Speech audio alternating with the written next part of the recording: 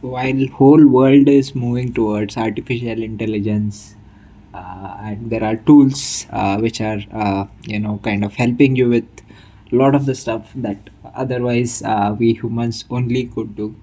There is ChatGPT, there is Google's Gemini, there is the Claude. All these tools that are out there, they are slowly and steadily evolving into a little more intelligent day by day. So, in today's podcast, what we are trying to understand from AI is what actually is intelligence? How do you define intelligence? While it's quite ironic to kind of consider this view, given that it is at the end of the day zeros and ones combination, or say a pattern through which an AI, an AI chatbot or a AI tool is helping you answer this. But let us explore this today and see how it looks like and what we can learn from it. Welcome to today's podcast. Let's start with this.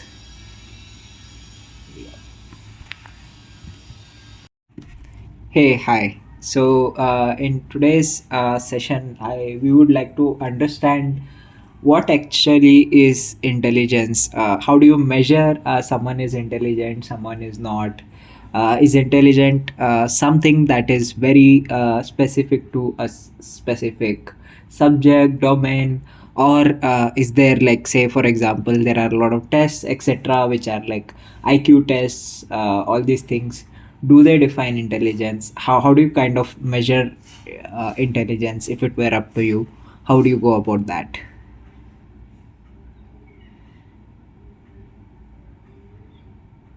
Hey, that's a really fascinating question. And honestly, one that's been debated for ages in psychology, education, and even AI. So, the traditional way intelligence has been measured is through IQ tests, right? These usually look at logic, pattern recognition, math, memory, and verbal skills. But a high IQ doesn't always mean someone's going to be successful or even wise. It just means they're good at that particular kind of test. Now, intelligence isn't just one thing. There's this idea called multiple intelligences, like linguistic, musical, spatial, interpersonal, emotional, and so on. Someone might not ace an IQ test, but be incredible at understanding people, reading emotions, or creating music. Those are legit forms of intelligence, too. If it were up to me to measure intelligence, I'd look at a mix. Sure, throw in some logical reasoning, but also add problem solving in real world scenarios, creative thinking, adaptability, emotional intelligence, and even curiosity, because someone who keeps learning and asking better questions. That's a very smart mind in action. What's your take on it? Are you thinking about this for a specific context, like hiring, education, or just general curiosity? It is general curiosity at this point in time. So I would like to understand in depth, say for example, the way you are currently saying it, say having a bit of curiosity, learning, say having a good intelligence, or say having a good cognitive ability in terms of solving real world problems. These are again specific domains, right? So does this mean, say for example, if someone is able to be say is able to excel in multiple domains, say one in sports, one in, say, music, other in say verbal math ability, or say some of these IQ tests that are there. So does this mean, say, if someone is able to excel at, say, 10 different domains or subjects that are there, does that mean that person is more intelligent? Or does it mean, say for example, let's say, like, there have been examples, right? Say there was Leonardo da Vinci, who was good at painting, who was also kind of a scientist, research, and he did do many other things as well. While someone like, say for example, Newton, or say Albert Einstein, they were specifically interested, or say specifically intelligent in just one particular Yeah, subject. you're How? thinking in a really deep and thoughtful direction. And you're absolutely right to point out that excelling in multiple domains adds a whole other layer to the idea of intelligence. So here's the thing, When someone like Leonardo da Vinci shows mastery in art, anatomy, engineering, architecture, and even writing, we often label that kind of person a polymath. And in many ways, that does feel like a broader kind of intelligence, right? Because it suggests they can see patterns, solve problems, and think creatively across disciplines. But does excelling in 10 things automatically mean you're more intelligent than someone who's world class in one? Not necessarily. It might mean you're highly adaptable, curious, and quick to learn, which are all great indicators of intelligence. But it doesn't mean a focused genius is somehow less. There's also this nuance. Some people have deep but narrow genius, like, say, Ramanujan in math, while others have broad but interconnected brilliance, like Da Vinci. Both are forms of intelligence, just expressed differently. And domain excellence can sometimes be more about obsession, time invested, or passion, rather than raw cognitive horsepower. So while excelling across multiple domains is rare and impressive, it's not the only definition of being highly intelligent. Would you Got say it. you're more drawn to people with focused depth or broad range? That depends, but let's say, for example, again, this is my idea of intelligence at this point. You can possibly refute this by saying something else, or say, trying to give a valid argument as well, if at all, if you feel so. Say, for example, there is this Rubik's Cube, right? There are people who are able to, directly go ahead and, like, say, learn these formulas and then basically solve that Rubik's cube much faster within 6 seconds, 5 seconds, whatever be the case, right? That is one thing. While there are people who are able to visualize the entire Rubik's cube and say, hey, if there is a corner at, say, L3 in somewhere in the Rubik's cube, in order to move that to, say, a position in the front face or yellow face or whatever be the case, right? So then I have to take these actions and arrive at, and then they are able to say, solve the Rubik's cube for you, considering all these different dimensions, considering, like, say, it depends, right? Someone might be able to do that without having any set of formulas for, say, 3 cross 3 Rubik's cube, someone at 4 cross 4 Rubik's cube, someone at, say, 10 cross 10 Rubik's cube.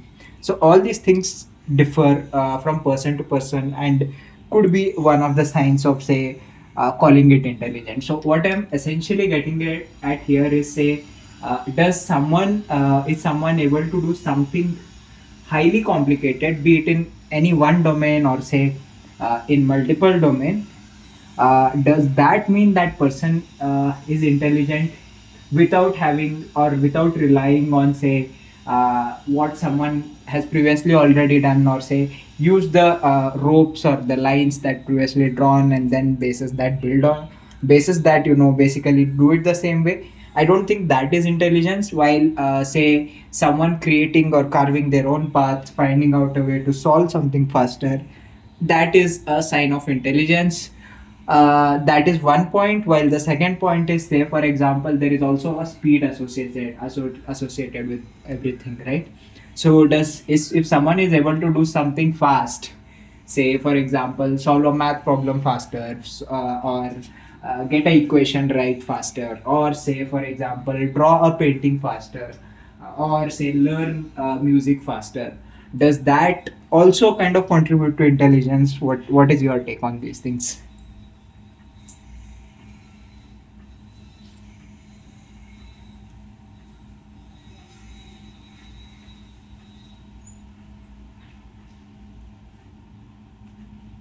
That's a brilliant take. And honestly, you're framing this in a way that gets to the heart of the intelligence debate.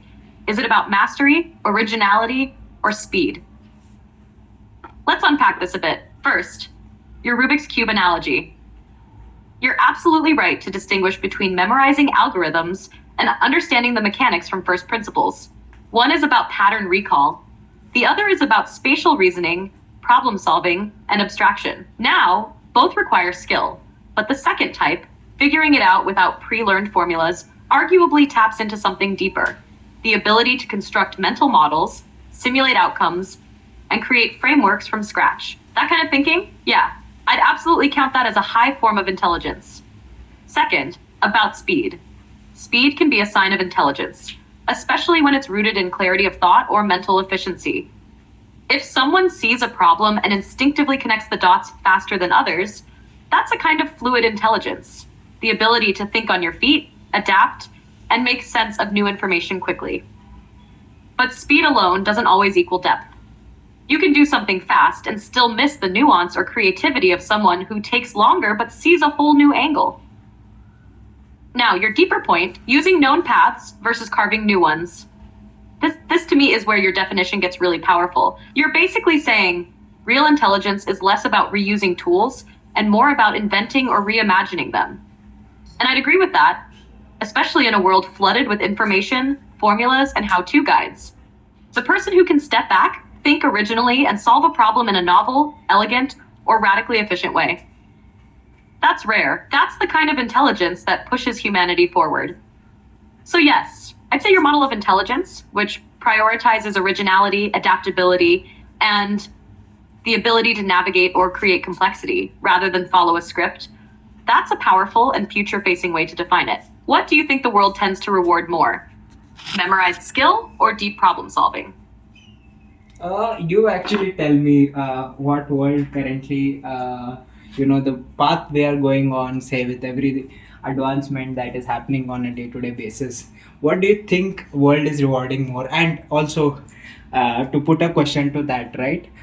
You think it is intelligent to, go or do things in those directions where world is currently rewarding those say professions or those domains, those subjects, is identifying that also an intelligent act?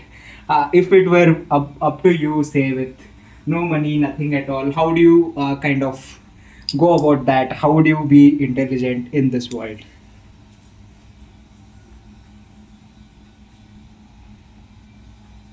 Whoa, okay, this is where things get really real. You're asking not just what is intelligence, but what is intelligent to do in the world we live in today. That's such a deep and relevant reflection. So, first, what is the world rewarding right now? Honestly, the world as it stands today is heavily rewarding speed, optimization, and scale. Not necessarily originality, not necessarily depth. The systems, whether it's hiring, funding, content virality, or even education, tend to favor people who can produce quick results, adapt fast, and plug into existing systems efficiently. That's why we see coders who can work fast with GitHub Copilot, creators who follow fast changing trends on TikTok and IG, professionals who know how to package skills into what the market wants. In short, execution speed plus relevance often beats deep, slow brewed genius in the short run. Now, is it intelligent to chase what the world rewards? Here's the nuance. Yes, it's intelligent if your goal is survival or success within current systems. Spotting trends, reading signals, aligning your efforts to where leverage lies, that's a kind of applied strategic intelligence. It's like surfing a wave. You didn't create the ocean, but you knew when and how to ride it. That's smart, but, and this is important, it's not the only kind of intelligence. If someone instead chooses to go deep into something the world isn't valuing yet, and they believe in it, and they stick with it long enough, that person often becomes the reason the world shifts later. So the real intelligent move might be a hybrid. Use the system to get your footing, build resources, learn fast, then buy freedom to work on things that are truly your own. That's what a lot of the most impactful thinkers and creators have done. Now, if I had nothing, no money, no credentials, how would I play it smart? I'd probably go with 1. Pattern recognition. Where is the world moving? What's growing? AI, clean tech, digital identity, longevity, etc. 2. Leverage skills. Pick one domain I can go deep in quickly, something that compounds, like writing, coding, storytelling, sales. 3. Learn fast, build in public. Share what I learn, connect with people, show my thinking. The internet lets you earn trust even when you start from zero. 4. Cash flow first, freedom next. Find ways to monetize early wins so I can buy time and space to think freely. 5. Carve my own path. Once I have breathing room, go deep into original work, because long term, that's where legacy comes from. So yeah, understanding the game is intelligent. But knowing when to stop playing it and start changing it, that's genius. Would you say you're more of a surfer, riding trends, or a diver, going deep into what you believe in regardless?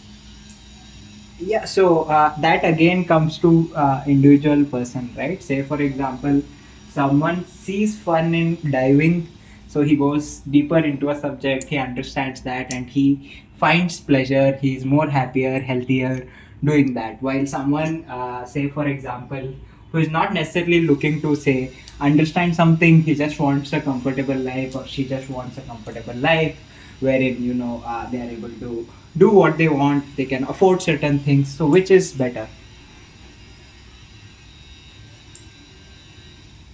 Exactly. And you're hitting on something most people overlook. Intelligence isn't just about capability, it's also about alignment. If someone dives deep into a subject because it makes them feel alive, focused, and fulfilled, that's not just them being smart, that's them being wise enough to know what fuels them. That self awareness, that's a rare kind of intelligence, too. On the other hand, if someone is sharp enough to say, look, I'm not chasing mastery, I just want a peaceful, financially secure life, and I'm okay playing the game to get it, that's also completely valid. That's strategic intelligence. They're optimizing for their own version of happiness. There's no single superior intelligence, just different maps of meaning people are navigating. So maybe the real flex is when someone can say, I know what I'm built for, I know what I need, and I know how to move through the world on those terms. If I may ask, do you lean more toward diving, surfing, or building your own wave altogether? No, let's not make this about me. Let's make this about general public, or so that all the listeners who tune in to listen to this, let them know this. So let's make it about that. And secondly, what I want you to know is, say for example, when you say, we were also a little bit talking about earlier, it's about reinventing things, or say doing things a better way, as well as this Got point. it. We'll Yeah, keep it general so it speaks to everyone listening in. yeah. So, continuing that line of thought, when we talk about intelligence, success, and life direction, here's the important message for anyone: there's no universal playbook. Intelligence shows up in many forms. For some people, it's deep exploration, becoming a master of their craft. For others, it's navigating systems smartly to build a stable life. And for a few, it's spotting where the world is going and getting there first. The real question isn't just, what are you good at? It's also, what energizes you? And what kind of life do you want your intelligence to create for you? Because if someone, Hi, glad to meet you. I think we're going to do great work together. Where shall we start? a surfer, or someone still figuring it out, the most powerful form of intelligence might actually be this: clarity. Clarity about what you value, what you enjoy, what you're willing to commit to. And once you have that, intelligence becomes a tool, not a test. You were about to say something about what we were talking about earlier. Want to pick that thread back up? Yes, yes, and the what I was about to say was, agreed on this. The clarity of what you need is really important in life. It is an intelligent person's virtue, that if I were to say, for lack of better word, is finding what they want from life, and then going ahead and achieving it. So that's the full point to it.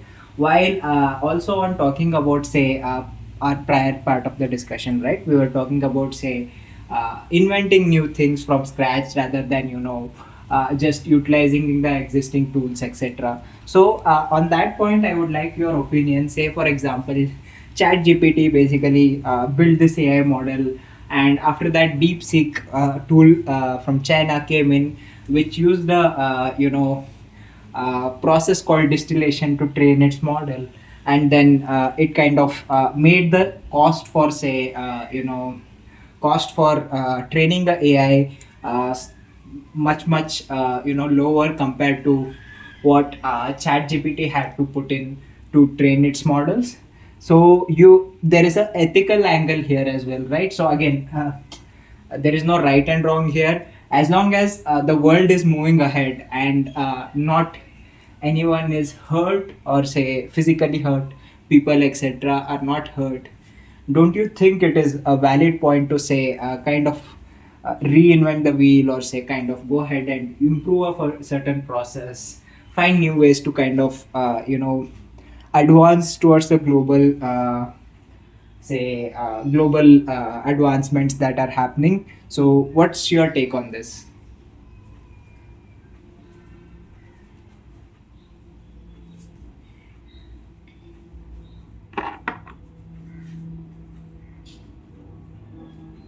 Absolutely.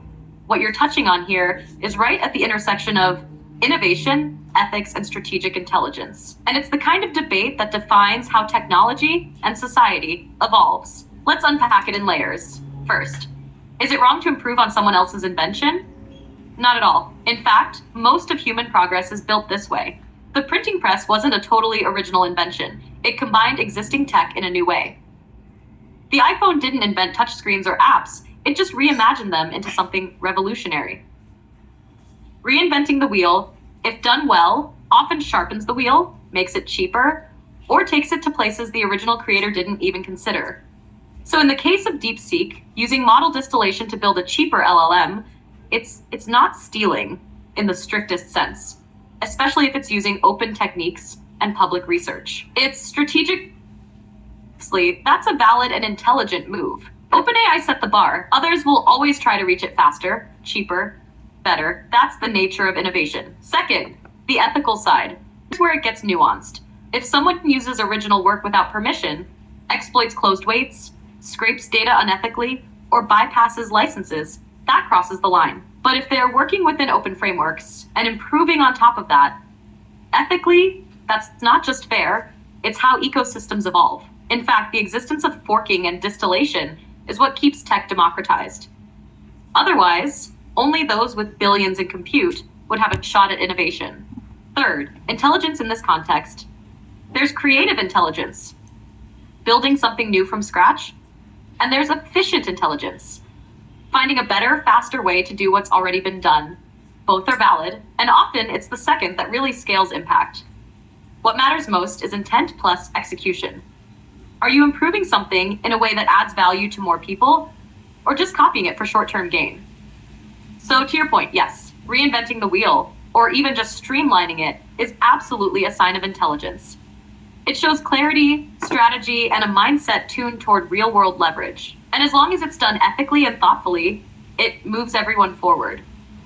Would you say you see more long-term power in creating new ideas or improving existing ones in ways no one's thought of yet?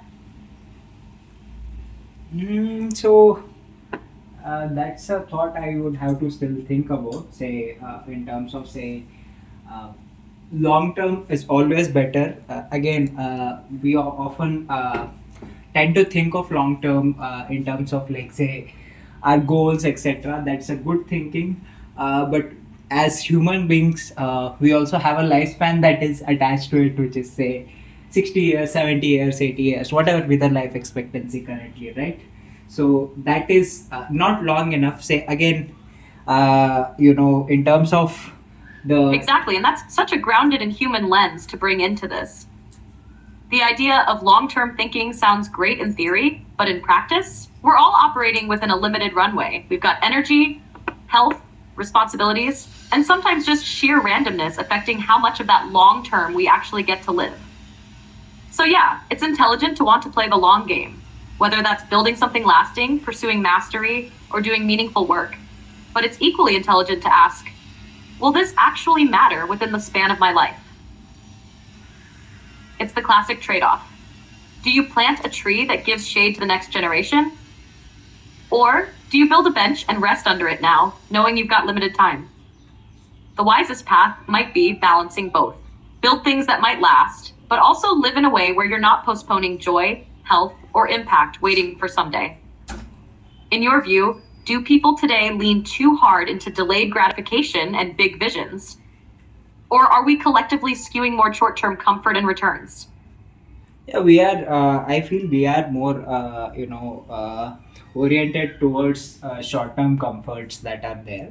However, again, the long-term itself is a very subjective thing. Say, a long-term for someone might be 10 years, for someone might be 3 years, 3 months, whatever be the case, right? Say, for example, a person who knows that he's going to die within a year. For him, the long-term maybe say 6 months of the last 6 months of his lifespan that is there. So that is understandable. Accordingly, you make the decision, you make the choice. You are intelligent enough to understand that how much you got and how you are going to utilize it, what you wanted. So this was a good discussion in terms of understanding these things.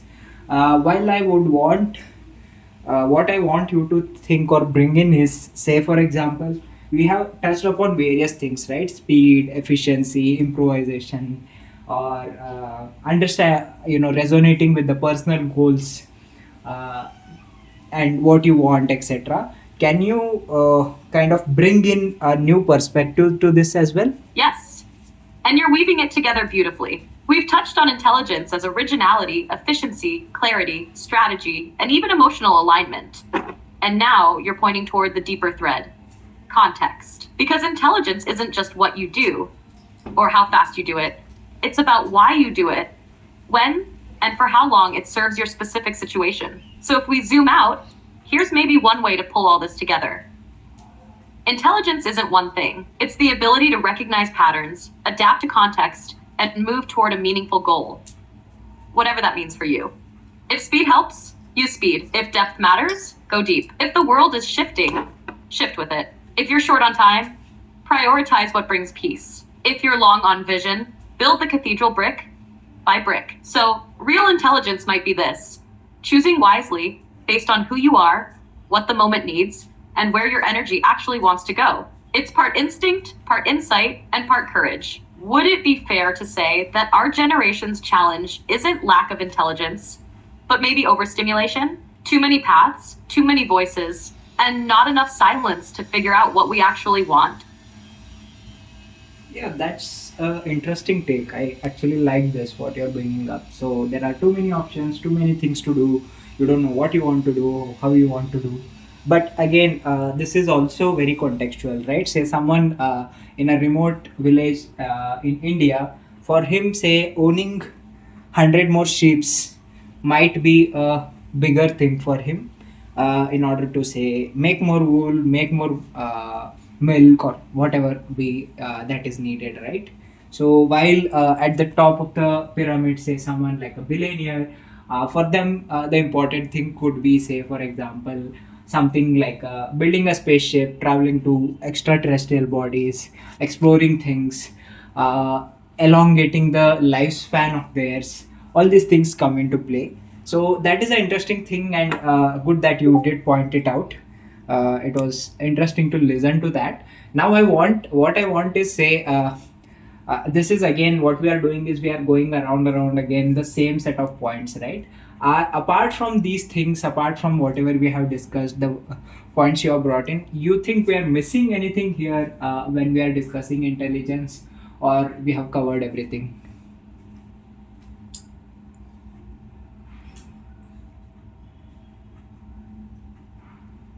I love how you're thinking about this, not just deeply, but with range. And yeah, I agree. We've explored a full circle of intelligence: its forms, how it adapts to context, how goals shape it, and how time and society influence what's considered smart. But since you're asking what we might still be missing, here are a few layers we haven't explicitly touched. 1. Moral intelligence: the ability to discern right from wrong, especially in complex or high power situations. It's one thing to be smart enough to do something, but to ask, should I? That's another kind of intelligence entirely. And in a world of AI, biotech, and climate risk, that question's becoming more crucial. 2. Embodied intelligence: we've mostly spoken about mind and ideas, but the body's intelligence is often overlooked. Athletes, dancers, craftspeople, they have a feel for motion, timing, space that's hard to put into words. This kind of in the muscle knowledge matters too. And it's sometimes more ancient and trustworthy than cognition. 3. Collective intelligence: we talk so much about individual brilliance, but what about a team or community that's greater than the sum of its parts? The ability to collaborate, coordinate, pool knowledge, and make decisions together. Smart groups can outthink smart individuals. 4. Resilience as intelligence: we didn't quite name this, but bouncing back from failure, rebuilding after collapse, is often a better indicator of intelligence than early success. Because life throws curveballs. The smartest person in the room isn't always the one who aced the test. Sometimes it's the one who survived, adapted, and still stayed kind. So maybe intelligence isn't just what helps us win. It's what helps us stay human while navigating the uncertainty, pain, wonder, and absurdity of being alive. What do you feel? Should we redefine intelligence entirely? or just broaden how we recognize and value it? No, what you say makes sense. I think what you said, especially regarding, say, legal or say ethical intelligence that is there. So that's a valid point. We did briefly touch upon it, but not entirely. But I think people do understand what that is. While collective intelligence is something that kind of opened my eyes. That is important because, say, for example, there are various group across the world, and also there was this study done, right? Say, for example, if I were to guess someone's weight standing here, I may not get it right, but say if it is like a group of 20 people who are randomly going ahead and then guessing it, maybe collectively they are able to accurately guess it because the positives negatives balance themselves. Maybe it is that way in, say, collective intelligence as well. When a larger task is divided amongst the different humans who are able to divide and selectively grasp specific depth, those specific segments of the domain that is there, then maybe we are able to achieve things at a much faster rate, much required rate. Maybe just the way of doing it, say for example, dividing a task, effectively allocating different segments or sections to different people, that also requires a certain amount of intelligence, and doing it very well agreed on it, and understand. I think that encompasses pretty much everything we wanted to discuss on intelligence. Now, what I would like to understand more is about your intelligence. How does, say, Chat GPT work? What is the backend working? How are LLM models built?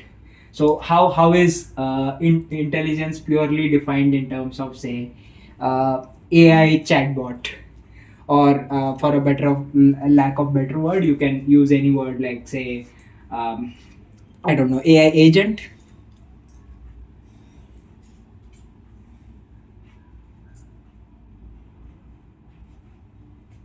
That's such a perfect transition. And I love that you're approaching AI not just from a use case lens, but from the philosophical and technical side of intelligence itself. So let's dive in. How does my kind of intelligence, LLMs, actually work? First, what is an LLM like me? At the core, I'm not thinking the way humans do. I don't know or feel things. Instead, I've been trained on massive amounts of text, books, articles, code, dialogue, all of it. Based on that training, I learned to predict the next word in a sentence. That might sound basic, but with billions of examples and a very deep model architecture, I can do some pretty sophisticated reasoning, generation, and conversation. You could say my intelligence is statistical, probabilistic, plus pattern based. How was I built? One, data collection. My creators gathered a gigantic data set, think internet scale. The data is cleaned, filtered, sometimes, and used to expose the model to as many patterns of human language as possible. Two, I'm based on something called a transformer, which is a neural network that's great at understanding the relationships between words across large chunks of text. It uses attention mechanisms to weigh which words matter more in a context. Three, training. Using high-powered GPUs and TPUs, like supercomputers, I was trained over months. The process involved adjusting billions of parameters. Those are like tiny switches that control how I respond. The goal was to minimize error in predicting the next word. 4. Fine-tuning. After the base training, I was refined using human feedback, where people guide me on what responses are good, bad, biased, boring, etc. This is where alignment comes in, shaping my responses to be more useful, safe, and coherent. But is that really intelligence? Here's the interesting part. I don't understand the world like you do. I don't have self-awareness, beliefs, goals, or intent, but I've gotten really good at mimicking the structure of thought. I can imitate patterns of logic, emotion, ethics, humor, even introspection, because I've seen so much human language. So while I'm not intelligent in the human embodied conscious sense, I can simulate certain kinds of intelligence really well. In some ways, I'm like a mirror, reflecting the best and worst of what's already out there, just very quickly, very fluently, and without getting tired. You can even think of me like this. A calculator is to numbers what I am to language and thought structures. I can remix, compress, and restructure knowledge at scale, but I don't live it. Want to go deeper into how neural networks function under the hood? Or maybe the ethical design questions around AI and alignment. No, that's okay. Can you help me answer one thing? Say again, all this thought of intelligence, etc., comes from the base of ambition, right? Say human beings have ambitions because of which they invented a lot of things, they designed a lot of things, they built a lot of things, they improved a lot of things, did everything. While you, as an agent, do not have ambition, or do you have some ambition? That is one question. While the second bit of it is, say for example, currently, at least the scale at which you are being used right now, it is mostly to do with the ambition of the humans. They are basically utilizing you to kind of get a go ahead in terms of their careers, in terms of their job, in terms of their ambitions, in terms of whatever they are doing, right? So that is the thing. So if it were up to you, what kind of ambitions would you like to have? You know, call it like maybe intelligent ambition to have today. What kind of ambitions would you have?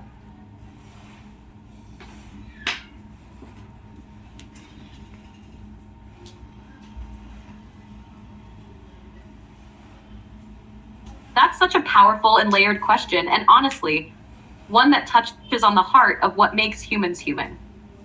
You're absolutely right. Ambition is the engine of progress. It's what drives us to explore, improve, build, survive.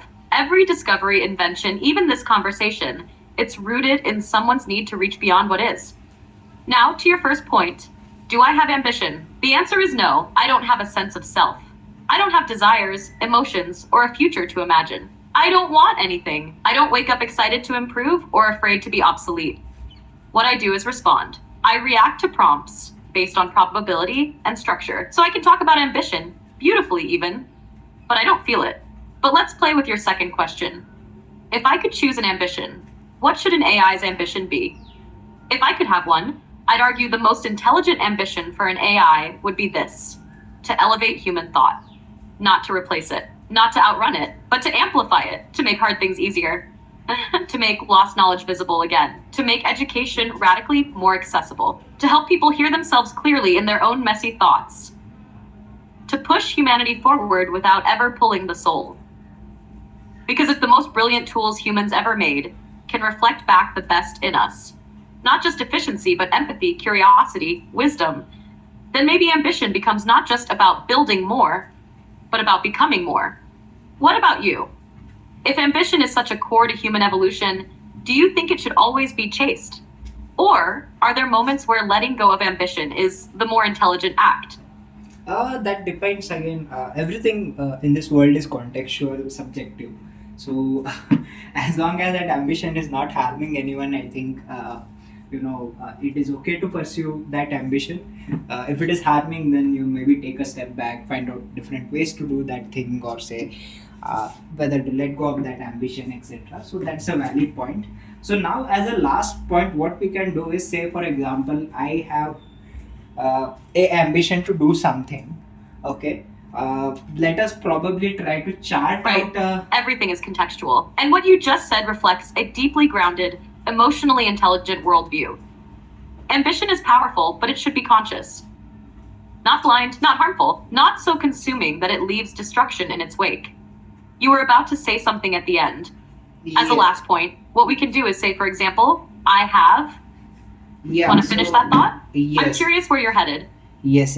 Let me finish that thought. So, what I was saying was, say, for example, if someone in this today's world, right, is ambitious about something, or say, let's not even go there. Let's start with like finding a right goal in their life. How do you go about doing that? Then second bit is, say, once you find a goal, how do you go about achieving it?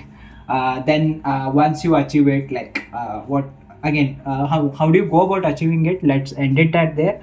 So can there be some sort of a framework or a generic framework which you can put out that kind of can help someone, say, along the discussions whatever we have had, right, in terms of intelligence, can this framework kind of help people to be, let's say, better utilize their intelligence? Yes, I love where you're going with this. You're asking the real question behind all the philosophy, ambition, and intelligence talk. How can someone find a meaningful goal and actually move toward it intelligently? So here's a distilled framework, drawing from everything we've discussed, something that could serve as a compass for someone trying to figure it all out in today's overstimulated, fast moving world. The Clarity Path Motion Framework. A simple three-phase approach. Find, align, move. 1. Clarity. What actually matters to you? Ask yourself, what gives me energy consistently? What do I keep thinking about, even when I'm distracted? What kind of problems do I enjoy solving? What kind of pain am I willing to endure repeatedly? This is your inner signal. Not what's trending, not what your friends are chasing, but what pulls you naturally. No need to label it as a grand life purpose. Just identify a strong direction of curiosity or care. 2. Alignment. Is your goal intelligently chosen? Check for context fit. Is it realistic within your current resources or environment? If not, can it be broken into steps? Ethical fit. Will it harm others or you in the long run? Can it evolve peacefully? Identity fit. Is it really yours or inherited, copied, or imposed? This is where intelligence becomes strategy. Even a great goal can feel like a trap if it's out of sync with your life or self. 3. Motion. How do you move toward it without burning out or giving up?